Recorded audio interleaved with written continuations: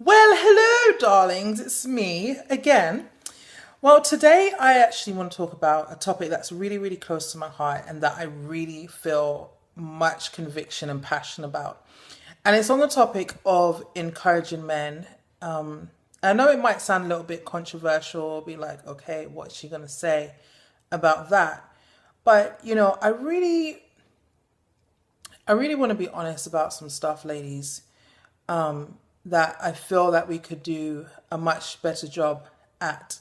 I, for one, in the past have definitely contributed to the emasculation of men. And for guys who are watching this, I just apologize on behalf of all the women, for ever, cutting you down, making you feel, less of a man, making you feel like, you're not a great provider or, just making you feel like you're good for nothing, like disrespecting you, in the house and public. You know, I, you know, I just apologize for that because it's really bad. And I know for one, if I'm really honest, like I've contributed to that. But that was years ago now, and I definitely make an effort to not live that way because I see the value that you guys have. So, ladies, back to you. I really want to challenge you, like thinking about the guys that you have in your life, how are you treating them? Like whether that's something that you verbalize, whether it's body language, whether it's an internal conversation, like if it's not encouraging, if it's not, comforting, if it's not uplifting, then we really do need to quit. Because I hear stories all the time like, oh, the guy's just not stepping up. I used to say it. Like, I'm not gonna lie. Like he's not being a man, it's like, okay, like what does that look like? And then my challenge or my question to you would be like, okay, he's not, stepping up to the plate. Like, I'm not saying that he doesn't have, or he may not have character flaws. Like, that's not what we're talking about. We're talking about, how can we encourage men to be the men that God's called them to be? Now, as women, we have a role to play, and our role is to comfort, is to nurture, is to teach. Like, that's our role. So, we can't say, oh, the guy's not standing up. My question to you would be, ladies, is are you being the woman that you were created to be? Because I'm of the opinion that if us as women are being the women that we are supposed to be, then it's creating that space for men to flourish. It's creating that space for men to feel like they can take over the world, that they can leave their house, that they can do the best thing that they can do out there and come back home to a place of peace. And that's for married folk. Like, I definitely don't support cohabiting. Like, I don't roll like that. But if you've got a boyfriend, or it could just be a friend, it could be your brother, it could be your uncle, it could be your cousin, how are you contributing to them being the best men that they can be? So I have a whole lot more to talk about on this topic. I really do, because I just have a personal conviction to bring wholeness where I can, to use my words wisely. There's men that I have in my life who are absolutely deserving of that. And, if a guy hurts my feelings, like, I'm I'm gonna be real. I just take timeouts. Like, timeout. I can't even talk right now. So when I figure out how I can say what I can say that honors you and maintains the level of respect that I've had for you despite this situation, then I'll come back and have that conversation. Until then, like, it's probably best that we don't speak because I don't have it all together. I love brave communication.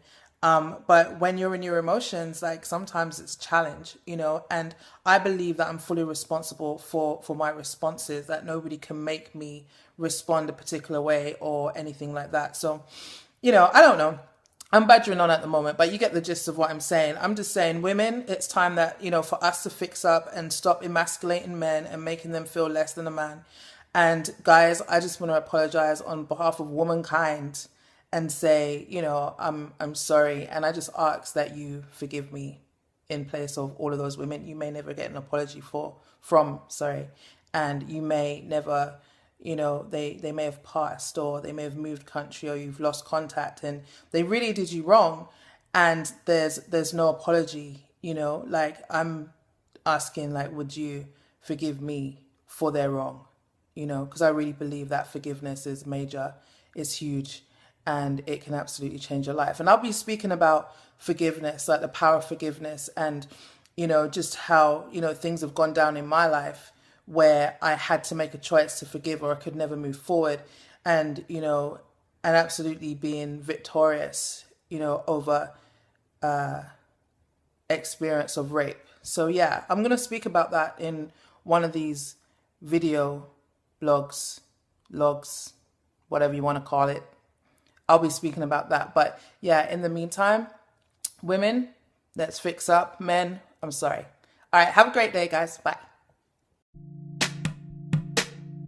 Hey you guys, welcome back to my channel, Ashley Empowers.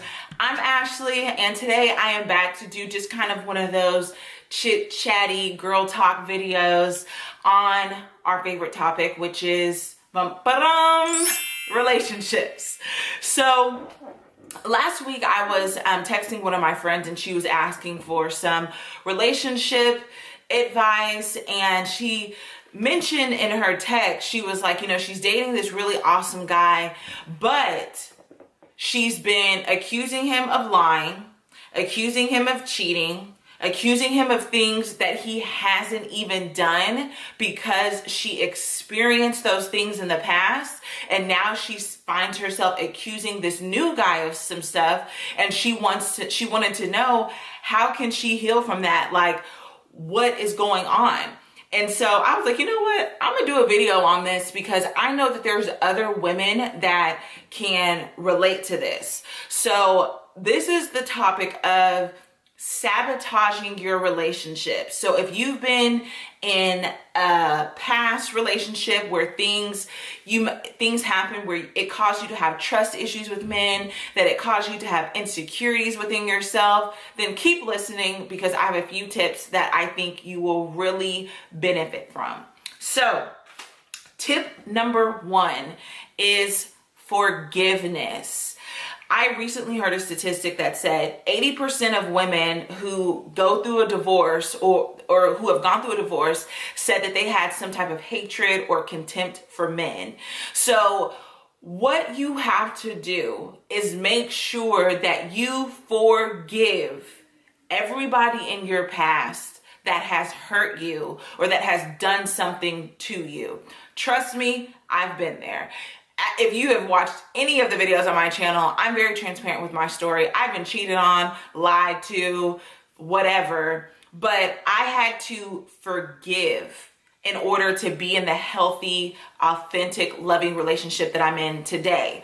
So forgiveness is number 1. You have to forgive. You have to let it go. And when I say forgive doesn't mean you're just buddy with someone. It's just in your spirit settling it. And sometimes forgiving someone, it's no communication between you and the other person. It's just you surrendering that person to God, and you just declaring that you forgive them and allowing your actions and your thoughts to reflect that you've forgiven them. A lot of people say, oh, I forgive them, I moved on. But if you bring up that person's name, they're bitter, they're hateful, and that's not true forgiveness. So how you really forgive is just surrendering that to God and allowing that forgiveness to be reflected in your actions, in your thoughts, and in your words. And don't feel like you have to go jump and reach out to someone and say that you forgive them unless the Holy Spirit leads you to do so. But otherwise, just let it go. Let it go, because you don't want to bring that emotional baggage into your new, fresh, healthy relationship. So, also about unforgiveness, I'm looking at my notes, y'all, because I want to make sure I didn't miss anything, is when you do hold on to unforgiveness, it shows up in your life in so many other areas. So it shows up in sickness. It shows up in insecurities. It shows up in mental illness. You know what I mean? It amazes me that I can look at some of the girls I went to high school with, or some of the girls I went to high school with, their moms that have went through a divorce, that back in the day, they were just beautiful and fun. And now when I see them, they're overweight, they're depressed, their life is in turmoil because they're holding on to that unforgiveness and it's keeping them bound. So one, if you have dealt with those things, negative things in your past relationships, let it go, because it is the best thing to do for you. Number two is to guard your mind and take thoughts captive. I understand that if you go through a situation where you experience infidelity, or, just someone cheating on you, you have those thoughts that can attack your mind, like, well, what are they doing? Or are they exhibiting the same patterns of my ex? So definitely guard your mind. And when you have those thoughts, know that it's normal, know that it's okay. But as a Christian, you have the power to take those thoughts captive. When your mind starts getting attacked, you can say, I cancel that, and replace it with something better. So take your thoughts captive. I'm telling you, and before you send a text to someone wanting to accuse them, wanting to question them, wanting to know where they are, realize it's a story that you're making up in your mind. So take your thoughts captive and let it go. Number three, understand that the problem is never out there. So if you are someone who has dealt with relationships where there was consistent infidelity, that you continuously get cheated on, that you continuously get disrespected, that you're continually getting lied to, that you see it's a pattern, it's a cycle. Understand that the problem is not outside of you. And I know that it is a hard pill to swallow, but you are the common denominator within every relationship that you're in. So you need to do some soul searching to ask yourself, what is it about me that is attracting this to myself? Because you are the common denominator, and you'll continue to date the same man, marry the same man, until you heal what's within you. And I hope you get that, because I know people that are on their third and fourth marriages because they continue to marry the same man. So heal what's within you, so your next relationship, it's not just a repeat of what you went through in the past. Now, the last and final thing is, I put here, it's a quote by a famous artist. I forget who it is, but it's one of my favorite quotes. And it says, "The greatest work of art is to love someone." The greatest work of art is to love someone. So if you're in a position where you are self-sabotaging your relationships, understand that you're missing out on what could be your true love. So do not make a relationship toxic because of your own insecurities. Being in love and loving someone is one of the greatest experiences that you will have on this earth. And you don't want to make a relationship toxic because you have experienced negative relationships in the past.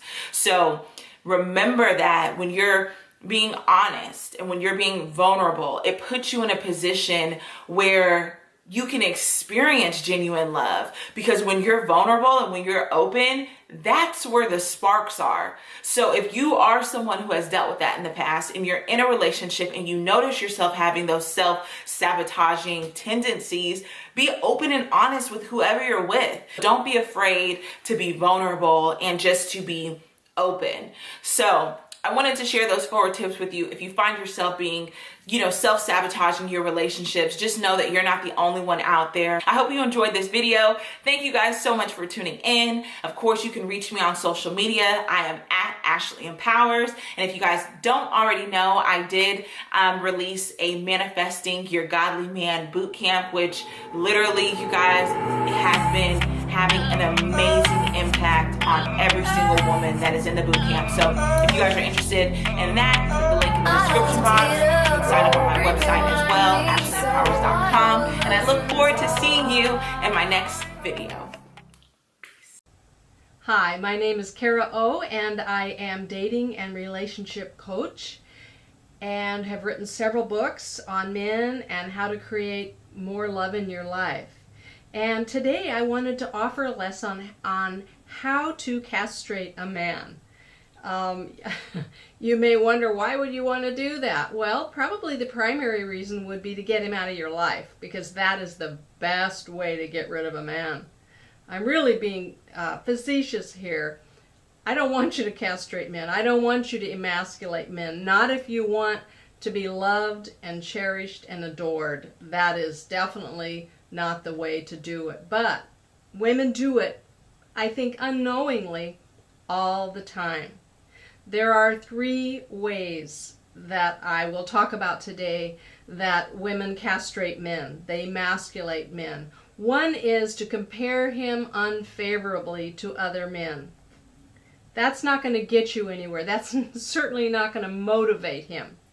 What it will do is make him feel less of a man, which then you start seeing him as less of a man, and it spirals down from there. Sure, there are men that are more successful. There are men that have more money. There are men that have nicer houses, nicer cars, nicer wardrobes.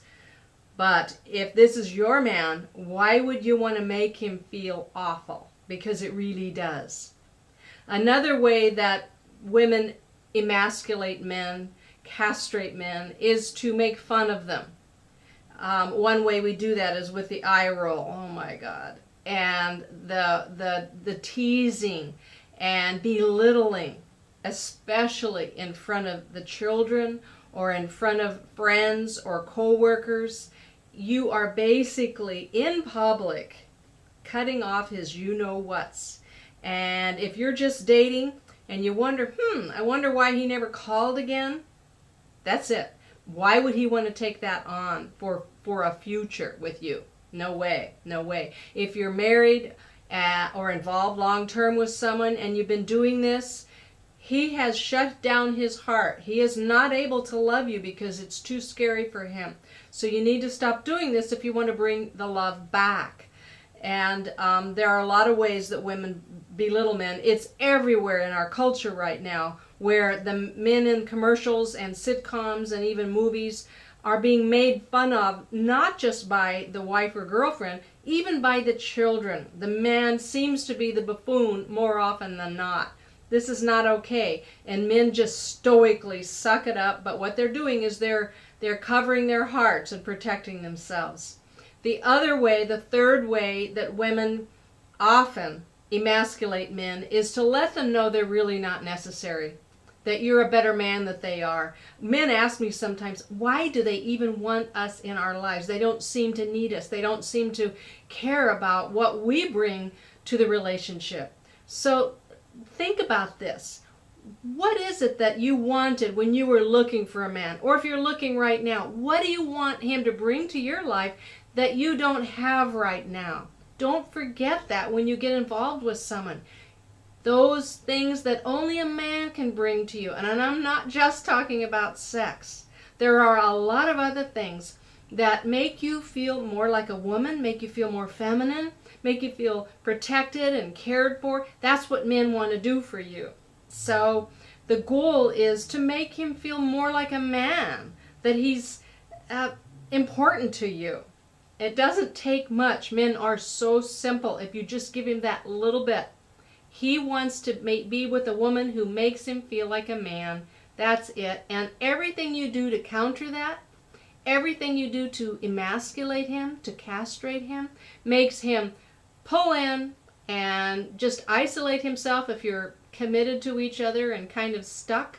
Or if you're dating, he's out the door as quickly as he can be. So my advice is just look for ways to let him be your hero. It's as simple as that. From my heart to yours. Hello YouTube. It's been a while since I've made a movie because my life has been kind of crazy lately, but now it's finally settling down. And I've been thinking a lot about what I want to talk about and what direction I want to go. And I realized that the main reason why I think differently from feminists is because I just have a very different perspective. Fundamentally, I view people as like a very complex fractal. There are two dynamics within every person, and that there's different levels of that. For me, as an individual, I have like a unique set of qualities that are feminine in nature and masculine in nature. I feel like within myself, I have mostly feminine qualities, but at the same time, my interests are kind of masculine. I like a lot of things that most women don't really like for some reason. I like nerdy stuff. I like violent video games, but you know, that's just me. And I would call that like my spirit, like what's within me as an individual. And then there's my physical body, which is pretty feminine, I would say. I'm a bit of a mutt, so a lot of people think I'm Mexican. Like, my body is meant for physical movements that are feminine in nature. So for example, I have a lot of slow twitch muscles designed to do small, slow, fine-tuned movements. Most men have fast twitch muscles, which are really great for fast, explosive kinds of movements. That doesn't mean that you're confined to doing those things. It's just that you're predisposed to do it. It's easier for you to do it. It's a strength. Everybody has different strengths and weaknesses, so our physical bodies and our spirits do too. That's just another a layer that make up the human being. Just like how most of our bodies aren't even actually our DNA. We're made up of like a colony of different organisms, different microbes that create the entity that is the human body. So my definition of feminine is like everything that is soft, nurturing, vague, the inner darkness, warmth. It's like the mercy that tempers justice. You know, like those words all together create kind of like a feeling, like one end of the spectrum. And then the opposite of feminine is masculine, which is hard, competitive, black and white, like definitive, on or off, that sort of thing. It has nothing to do with gender roles, which is basically a social construct. The type of clothes we wear, the things that are expected for men and women to do, those are social. Those are chosen by us as a whole, as a society. But the definition of feminine and masculine never change. They say things like toxic masculinity, but basically the masculinity that they're talking about is the extreme form of masculine, but it is masculinity. Masculine is inherently competitive. There's nothing wrong with competition. Competition is healthy. We need competition. All those public utility companies out there, they should have competition. Like, you always hear people complaining about Comcast because they hardly have any competition, so they don't really need to improve. Why improve? Why spend all this effort in being really good if, you know, you're gonna make money anyway? And that's why competition is so important. And femininity is all about construction, and masculinity is all about destruction. The ultimate masculine thing anybody can do is to kill somebody. It's the most extreme form of competition. And then on the other hand, the most extreme form of femininity is creating somebody. It's the direct opposite of masculine. And that doesn't mean that women's sole purpose in life is to create. That may be true biologically, but what is feminine?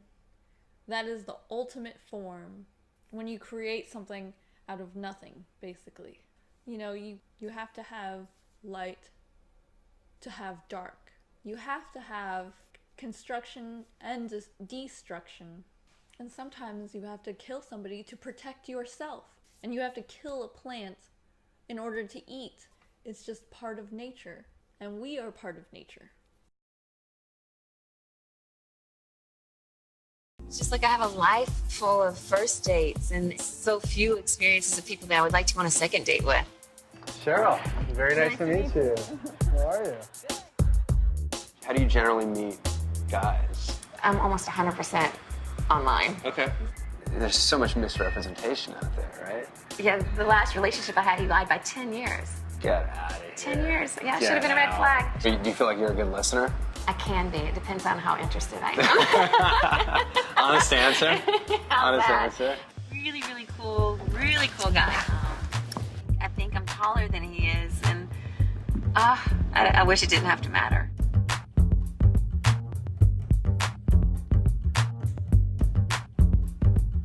Like for me, I guess I call it the kiss factor. Usually within like 30 seconds, I'm gonna know if I'm ever gonna kiss the person or not. Daniel? I'm Daniel. Nice to meet you. Nice to meet you. Oh God, you have done this before. Like you would. Shoot, this is really nerve-wracking. He's handsome. He seems nice. I'm kind of excited. I didn't know what to expect. So how old are you? 31. Ooh. How old are you? 42. I'll be 32 in a month. Oh, and that's only a decade. Yeah. He is completely different than my usual downtown business guy. I would say that he has the kiss factor, for sure.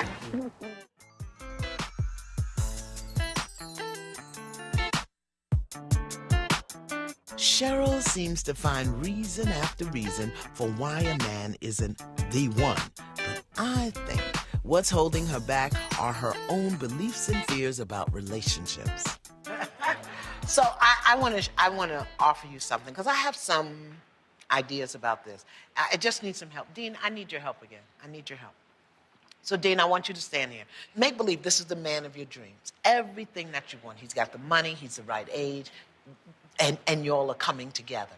Now, I want you to bring to your mind, I want you to say out loud the 5 major beliefs or thoughts or feelings that you have about men. When you meet them, what are the things that pop into your mind that are wrong with them or might not be right with them? What are they? Number 1. Does he know how to be faithful? Take a step back. Number 2. Am I enough? Step back. Number 3. Look at him. This is the man of your dreams. Are you capable of loving? Step back. Number 4. When I need you, will you run away? Step back. Number 5.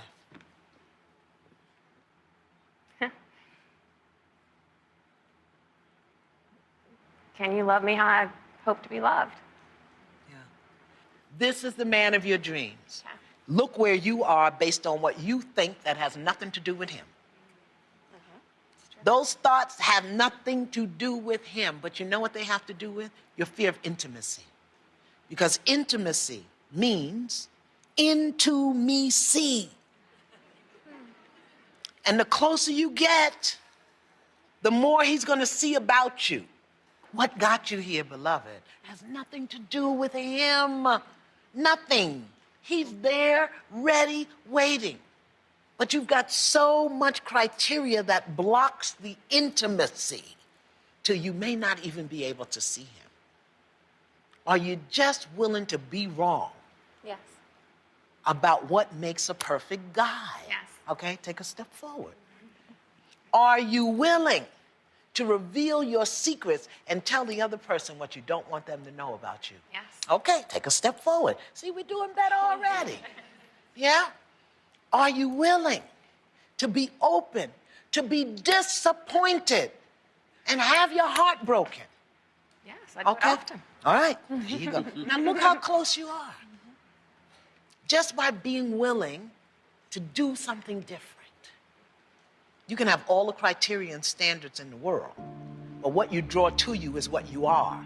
If you're not abundant in love, in self-esteem, in self-respect, and self-worth in here, you're not going to draw somebody that's the same way.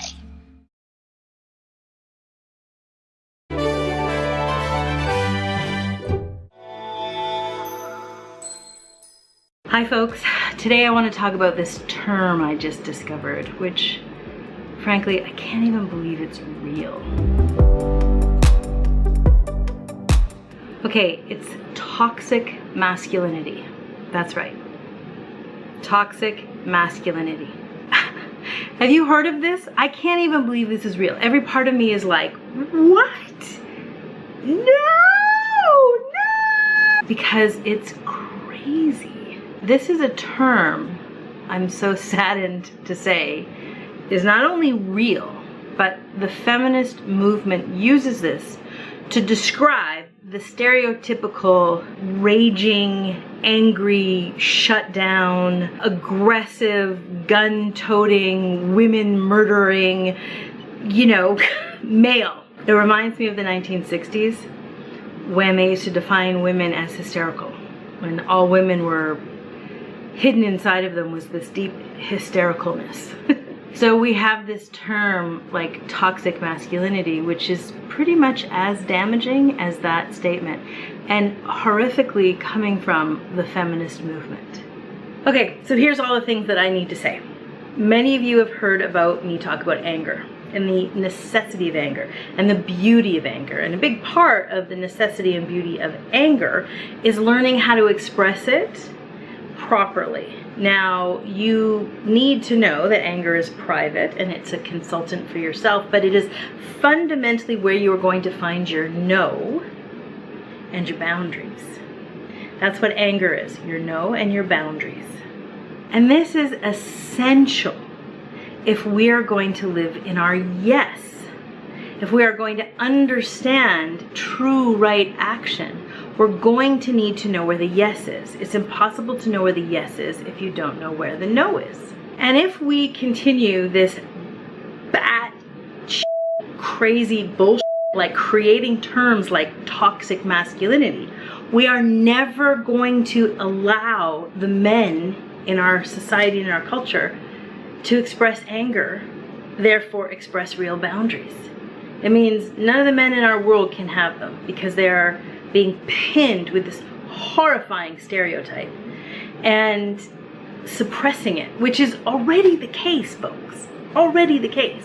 In exactly the same way that defining all women as hysterical was to absolutely miss the mark and to misunderstand the injustice, the internal rage of injustice that was going on. And when we misdefine it like this and we do this horrific damage to it, because we miss what's really going on and we miss being able to serve and support it. And so toxic masculinity is the same horrifyingly damaging, crazy misrepresentation of what's going on. And here's what's going on. Patriarchy is harming both genders equally. It harms the women because it makes us neurotic and crazy and entirely focused on crazy things, and it makes men unactualized. It damages men in the same way, in the sense that it makes them unactualized, unarticulated, kind of dead inside. That's the force of patriarchy. And so when we have this massive repressive movement, repressing all of our injustice, our voice, our agency, we get a boiling pot of frustration. And without any real life skills and real tools on how to navigate that frustration and that anger, we're gonna get this explosiveness. Okay, so it's important to know that most of the men in our societies are walking around terrified of their own anger, completely repressing it because they have a running story that every woman in their lives have been harmed in some way by male anger. And to miss that this is actually happening is to be completely blind to reality.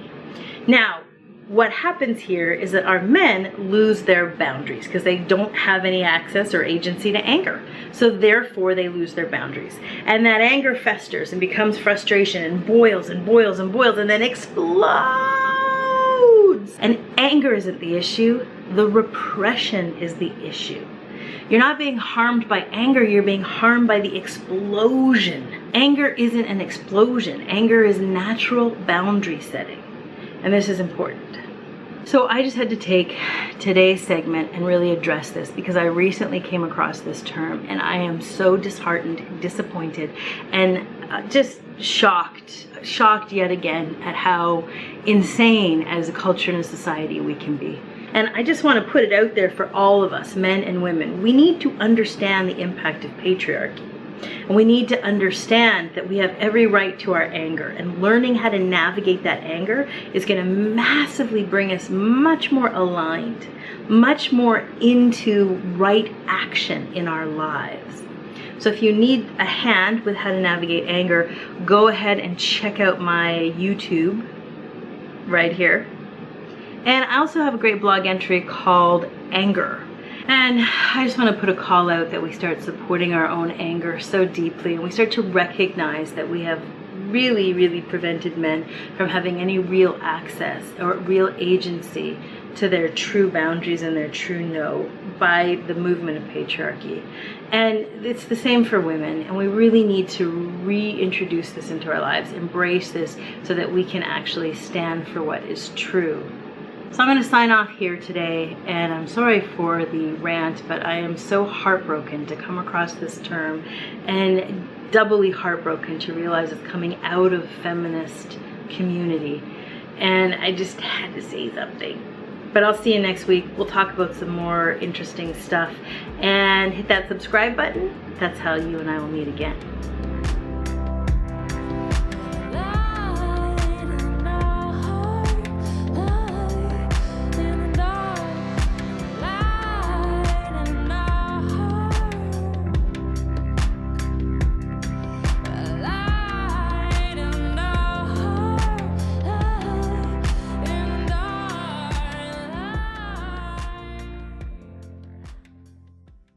I am Alana Pratt, and today we're going to talk about, ladies, the mistakes we make.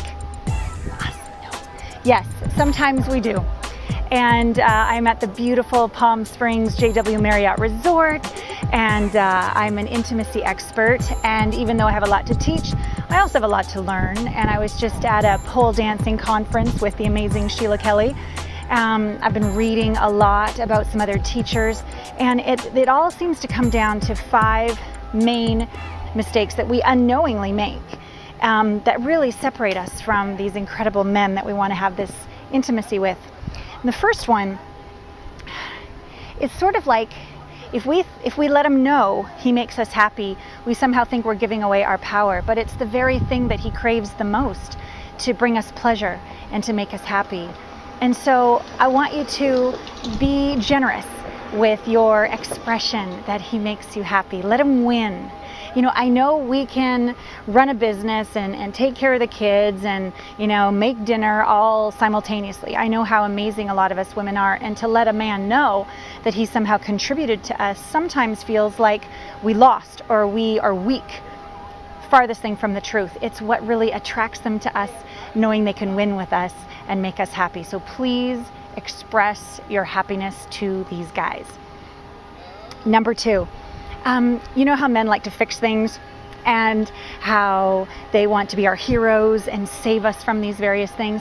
Sometimes as women, I think we make the mistake of thinking we need to be a victim or need to be the damsel in distress in order to get him to save us. And yet that really takes away our power and doesn't leave us on that balanced, equal footing of our potency and his potency. So it's a bit of a dance, and so I don't want you to be a total victim and destroy your life or not take action in your own life, but simultaneously make room for him to win and say, you know, you'd be my hero if. I just love it when you set him up to win this way, to save you, but never ever lowering yourself to a damsel in distress, knowing full well at all times you can thrive and shine in your life. It's an interesting dance, but I know you'll know the feeling when you're empowered like a queen and receiving him saving you versus poor me, the victim, which is really just a sense of low self-esteem. Yeah. Number 3. Kind of connected to the let them know when you're happy, men so thrive on praise. They so thrive on our kindness. You know, a lot of the male clients that I have, you know, obviously they're very into us when we're sexy and sensual and all the rest of it, but so many of them say, and it sounds kind of corny, but they're like, I just want somebody nice. And for us, we often get perturbed when he's just the nice guy and doesn't claim us that way. And yet for men, their hearts are so tender that if we're not nice and kind and won't appreciate and praise them for what they've done right, you might be sexier than the other ladies, or more successful than the other ladies, or have a better body than the other ladies. But if you're not willing to be nice, if you're not willing to praise him and appreciate him and let him know what a difference he makes, he's going to go for the other one. And sometimes as women, for us to be nice when he forgot to take out the trash, or for us to appreciate him and praise him when we're frustrated with him for some other reason, we tend to withhold our kindness and our praise, or withhold sex as a way of thinking that'll get us even, but it actually pushes him farther away. So do your inner work, talk to your girlfriends, talk to a coach like me, talk to someone to get rid of the frustrations that are valid, but that are in the way, and just be, just clean slate. Be nice, be kind, praise. Let him see how happy it makes you. Certainly let him see in your body movement that it makes you happy as well, because he can read more than just your words. He can read your energy. He can read your body. Okay, I just have to tell you, this huge swan just flew across this water thing and just landed. I mean, of course swans fly, but I've never seen a swan fly. They're big. They're beautiful. All right, so moving on. Number 4. I'm really bad about this one. Saying too much. Saying too much too fast. I'm a talker, and so I'll go on, and he won't say anything, so I'll think he didn't get it, so I'll just say more. And then he doesn't say anything, so I say more. Okay, he tuned me out like 5 minutes ago. So keep it short, keep it clear, keep it simple. And it's not like you just have to have code language. I mean, obviously be yourself. However, if you have a real need for a lot of verbosity, call your girlfriend. Don't put a lot of pressure on him to have to be the one that can take in all of those words, because they are just different than us. Not better, not worse, just different. So not so many words, and just see if, less quality over quantity. And number 5 is kind of connected to this one. You know how men are simple and we're complicated? I don't know if this has ever happened to you, but sometimes I've made the mistake of judging them because they're more simple creatures and we're more complex creatures, that they're somehow stupid or dumb, which is the farthest thing from the truth. So another mistake sometimes we women can make is, because they are a simpler creature, we think they are somehow less intelligent than us, and that judgment can be felt. And men's hearts, I can't tell you how many of my clients come to me because their hearts are emasculated. They've been hurt by something that we never even thought would. Okay, more swans flying. Okay, big. They're big birds. Holy crap. Okay, maybe it'll come right by us. Okay, I wish I could just take the camera. Okay, large. Wow. Okay, sometimes nature just moves me. Okay, so back to the power of our words. When we say something slightly cutting, or our eyes kind of like diss them, those small things that we have no idea are so powerful are like daggers in their heart. And these men's beautiful, tender hearts get hurt way more easily than we think. So I ask you to be aware and not make the mistake of thinking he's dumb just because he's simple, because he's not. He's totally smart. He's just very clear and aligned. And we're a lot more complicated. And also watch your words. If you ever have a frustration, take a beat, take a breath, and just get right down to where your needs aren't being met or where you're hurt. Be vulnerable. Share where your desires aren't being met rather than cut into him, because that's only going to push him farther away and destroy the very intimacy that you'd like to have. And if you've got your own set of wounds from before, from dad, from the ex-husband, it's not his job to make it better. It's our job as women to heal and do our own work and come into the relationship in the present moment, fresh and open to what's possible with this great man that is giving you attention and affection and adoration. And just from that place of fullness, from the overflow, pour it into his life and see how that gets reciprocated back to you. So Alana Pratt, you can find out more about me at my website, alanapratt.com, and every, about 3 weeks or so, when I do another video for you here on Digital Romance TV. All my love.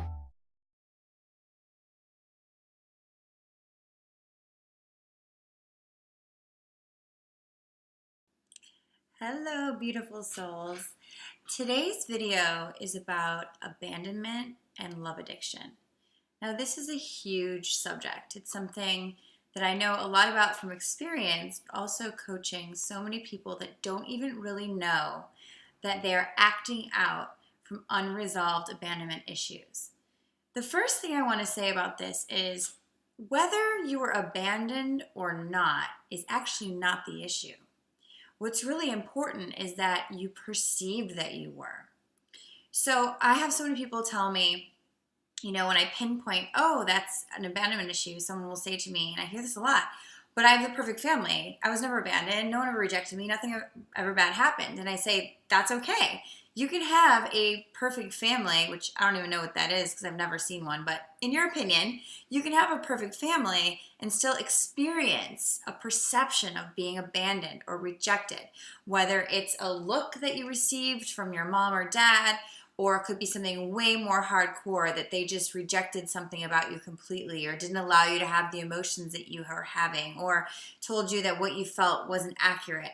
These are all examples, but some of the lesser examples are also if your mom had a baby after you and then you got far less attention, that could also be a disconnect of connection, a pseudo-abandonment, which in your perception as a young kid equals abandonment. So that's how we store these experiences in our body.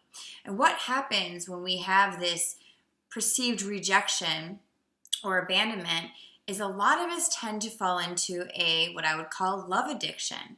So what happens is you felt this rejection, which makes you feel like I'm not good enough, there's something wrong with me. There's a disconnect of connection that you once had, whether it be emotional, physical, spiritual, all the above. And so what we do is we, in a way, recreate this, but we also become this. And so this is what it can look like at times. When you experience abandonment, you tend to fall into relationships where you have this person that you think is perfect. You have this person that you think is worthy or good enough to heal your wound.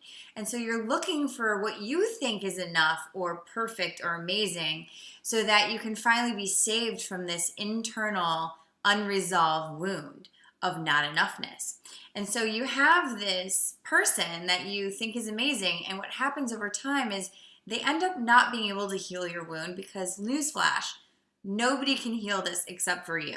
It's actually designed that way, and I'll tell you why in a second. But they end up not being able to heal this wound that you have. And so what do? You reject them.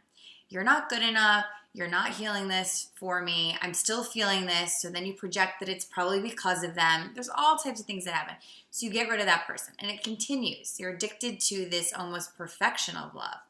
But then this other thing that can happen is you get in a relationship with someone who may do this to you again, may recreate the same exact original rejection, original abandonment, for the same experience, for the same reason that you can end up literally dealing with yourself differently and not rejecting yourself anymore.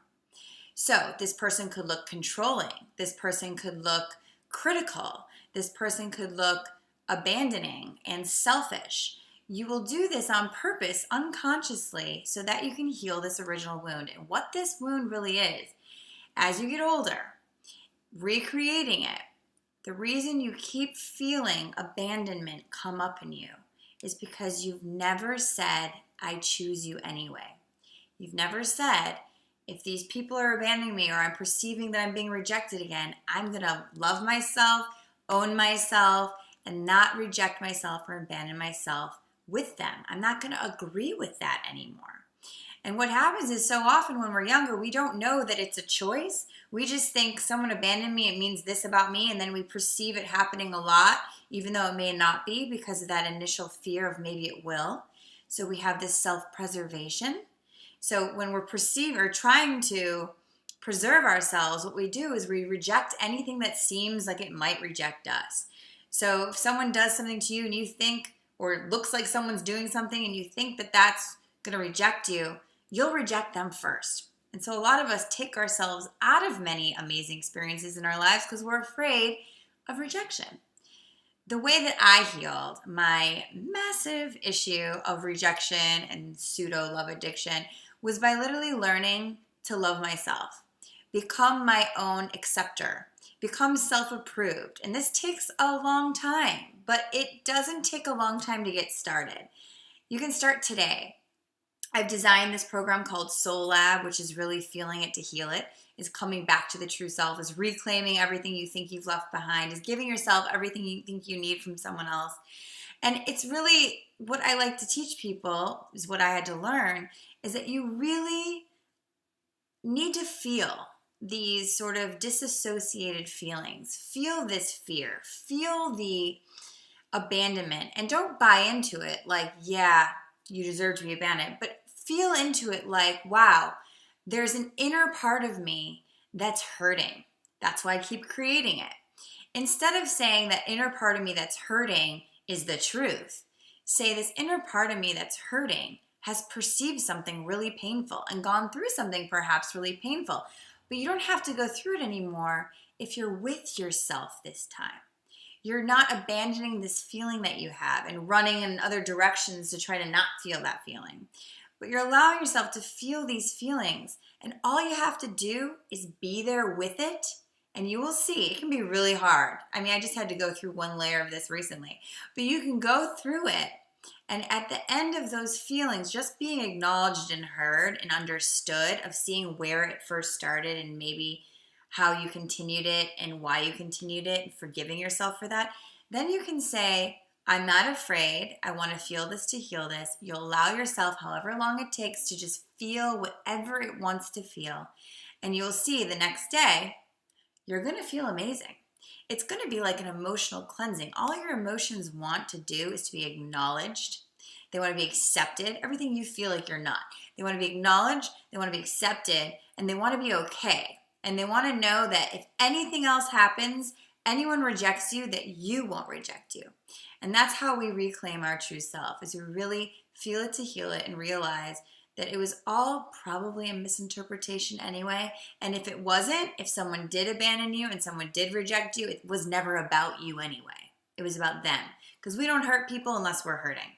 So really, feel it to heal it. Stop abandoning yourself and stop looking for love outside of yourself. It's within yourself. So I hope that little daily dose was helpful for you guys. If you have any comments, ask below. And also I'll put a link to Soul Lab if you want it. It's one-on-one, but it's a 6-week program that really jumpstarts this process for you. So I hope you have a beautiful day. Namaste.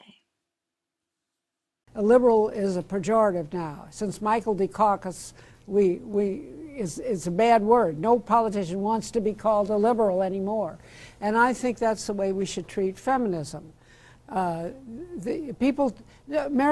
polls show the American women do not want to be called feminists, and it's not a good word. It's a bad word, and everything they stand for is bad and destructive, and it starts from the point of trying to paint American women as victims, and that is just nonsense. American women are the most fortunate people who ever lived on this earth. This is the way they look at it. They go in the workforce and they're in competition for some pretty high-placed job, law partner or executive or CEO or something, and they're in competition with a man. But he has got an asset that she doesn't have. He has a full-time homemaker, which is a wonderful asset to a man. She's probably got dinner ready for him when he gets home at night. She's having his children and taking care of the children. And the woman in the workforce is insanely jealous of that. And she wants to abolish, she can't have a wife of her own, so she wants to abolish the wife of the man, because that is such an asset to a man. And that's why they hate the full-time homer. And I would just suggest to you guys, you've got to find out if your girlfriend is a feminist. And before you go too far with it, that's right. Some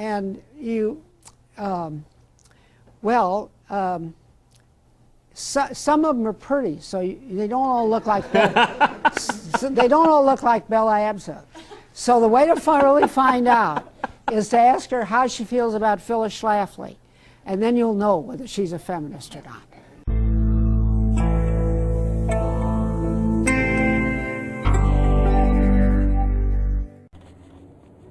Dr. Chazé here with another message, exciting message about relationships. Because people ask this question over and over and over again. Today we are going to discover the answer to the question, am I with the right partner?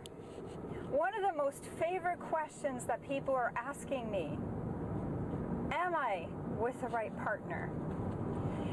Point number one, the answer to all of your questions is always contained within the question itself.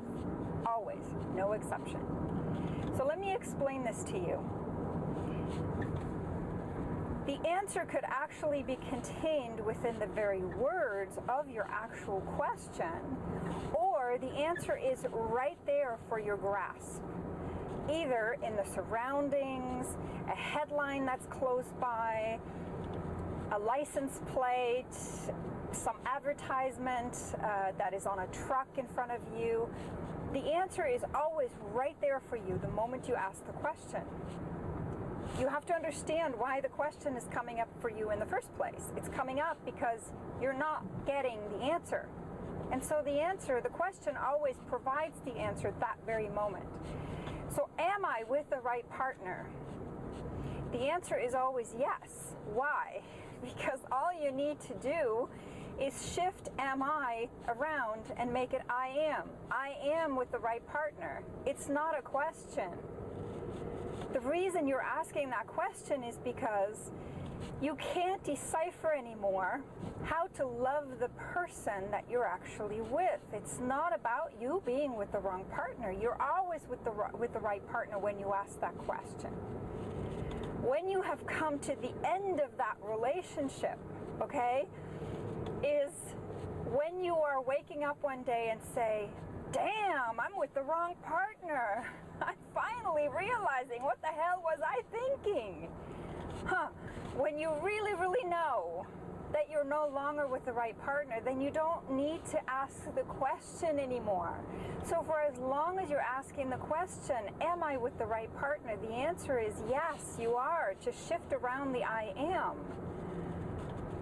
And instead of looking to the partner to fulfill some kind of sick, twisted need that you may have, that you have lost sight of, look at the person and try to find your way on how to love that person.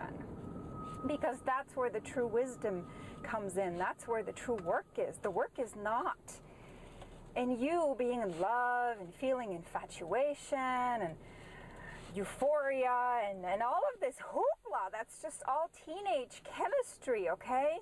Mother Nature has built that in. That lasts about 9 months, that feeling. Then it moves on to the second 9 months, okay, from 9 months to 18 months, where you're going to decide whether or not you're going to want to move forward with a relationship and whether or not children should be born. So there is a deeper hooking in to the cells. This is a cellular thing that happens on your body, and it actually is for both people. And then the third stage, the third 9 months, from 18 months to about 27 months, you actually are in a place where you then make the decision, do you want to be with this person for the rest of your life or not? And the majority of people, because at that time, nature has done her job. She's no longer giving you this infatuated feeling of being in love. And so you need to, whatever you do, you need to figure out, how do I stay in love with this person that I have chosen to be with, mate with, live a life with? It's not that the person suddenly is no longer the right partner. That person was your right partner at some point and is going to continue staying your right partner if you find a way to love that person. So your job then becomes the task of loving that person, of figuring out ways on how you can truly love that person. That's your only task. It's not to find out whether or not that person is actually your right partner. Remember, The answer is always contained within your question. Always. No exception. When that person is no longer to be in your life, you wake up one morning and you say, heck, what am I doing? I am so done with this relationship. We have come to the end of our road. There is absolutely no benefit whatsoever in being with this person anymore. I am hurting this person. He's hurting me. We're really needing to give up these spots next to us. So when you come to that realization, then you're not asking questions anymore. Then your question changes. How do I leave and leave the dignity and the respect intact? How do I leave and I say, you know, until death do us part, if you were married, do you continue to honor that person? So I hope this was helpful. I'll talk to you later. Bye.